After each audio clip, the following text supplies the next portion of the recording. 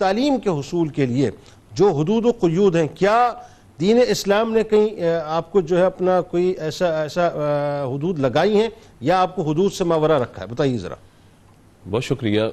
دیکھیے، تعلیم و تربیت پر جو بات ہو رہی ہے، اس میں جس طرف آپ نے اشارہ کیا ہم اس طرف چلتے ہیں، لیکن اس سے پہلے ایک چھوٹی سی فلسفے کی بات کہا کہ جس ملک میں جوتے شوکیس میں رکھ کر بیچے جائیں، بالکل ٹھیک ہے، اور کتابیں روڈ پر بیچی جائیں، تو اس قوم کو کتابوں کی نہیں پھر جوتوں کی ضرورت ہے۔ بہت صحیح۔ ہمارے یہاں یہ بات ہے کہ آپ دیکھیے کہ کتاب کی اہمیت ختم کر دی گئی اور کتابیں جو ہیں بالکل روڈ پر جو ہے بک رہی ہوتی ہیں، درست ہے، اور بالکل کوڑی کے دام بک رہی ہوتی ہیں، اور جوتے ہمارے شوز جو ہیں وہ اچھے شوکیس کے اندر بڑے مہنگے اور برانڈ کے نام پر بک رہے ہوتے ہیں۔ بالکل ٹھیک ہے۔ تو ظاہر ہے کہ جب ترجیحات یہ ہوگی کہ کتابوں کی جگہ جوتے آ گئے تو اب جوتے ہمیں پڑیں گے، کتابوں سے تعلق ہمارا ختم ہو گیا۔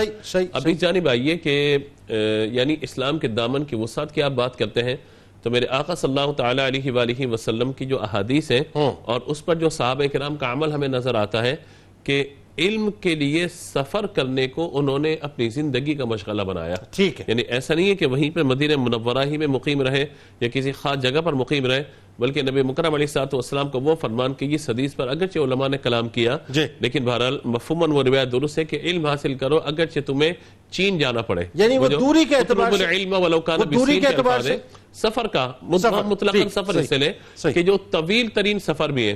اور ایسی روایت بھی موجود ہے ہمارے پاس کہ ایک صحابی نے حدیث سنی نبی مکرم علیہ السلام سے اور وہ ملک شام کی طرف چلے گئے، تو صحابہ اس حدیث کو لینے کے لیے مدینے سے سفر کر کے وہاں پر پہنچے اور کہا کہ مقصد فقط یہ تھا کہ حضور کی حدیث ہم تک پہنچ جائے۔ بالکل ٹھیک۔ اس کے ساتھ ساتھ آپ دیکھیے کہ تعلیم و تربیت کا جو ایک نظام اور مزاج اسلام کا ہے، اس کی مثال سیرت نبوی سے ہم یوں بھی سمجھ لیں کہ نبی مکرم علیہ السلام نے حصول علم کے لیے مسلم یا کافر کی قید کو بھی ختم کر دیا۔ یعنی آپ غزوہ بدر کی مثال بڑی مشہور ہے کہ جب فدیے کی باری آئی تھی کہ بھئی یہ لوگ ہیں جن کفار قید کر دیے گئے، تو یہ کوئی رقم دے اپنے آپ کو چھڑا لیں، اور جو رقم نہیں دے سکتے وہ کیا کریں؟ ہمارے گھر کے 10 بچوں کو لکھنا سکھا دیں، پڑھنا سکھا دیں۔ مجھے بتائیں کہ وہ لوگ جو قیدی بن کے آئے تھے مسلمان تھے یا کافر تھے؟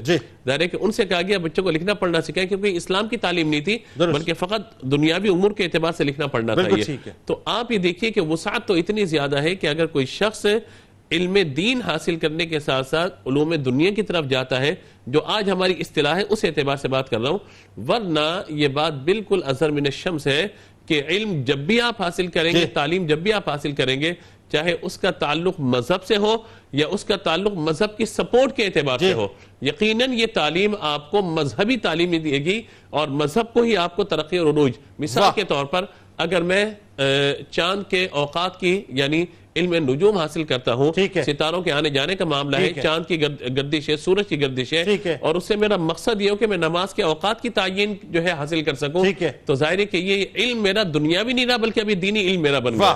آج مثال کے طور پہ آج لوگ جو ہے وہ آئی ٹی کی طرف بڑا رجحان ہے، آج لوگوں کا سائنس اور ٹیکنالوجی کی طرف بڑا رجحان ہے، آج دنیا ورچوئل ورلڈ پہ جا رہی ہے۔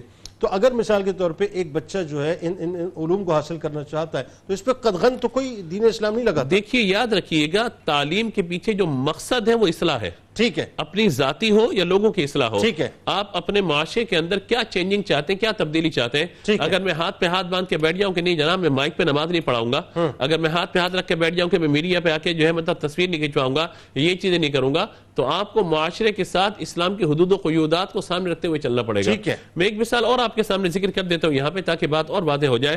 دیکھیے، قرآن پاک نے علم حاصل کرنے والوں کو جو علم حاصل کرنے والے نہیں ہیں ان کی کچھ تقسیمات بیان فرمائی ہے۔ فرمایا یستوی الذین یعلمون والذین لا یعلمون، کیا جاننے والے اور نہ جاننے والے کیا آپس میں ایک برابر ہو سکتے ہیں؟ نہیں ہو سکتے۔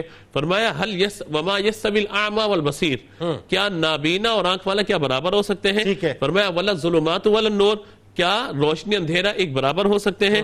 ولا الظل ولا الحرور وما یستوی الاحیاء ولا الاموات، کہ سایہ اور دھوپ برابر نہیں ہو سکتے۔ اس طریقے فرمایا موت اور زندگی بھی برابر نہیں ہو سکتے۔ فرمایا کہ لا یستوی اصحاب النار و اصحاب الجنہ، اصحاب الجنہ اصحاب النار کیا ایک ہو جائیں گے؟ یہ نہیں ہو سکتے۔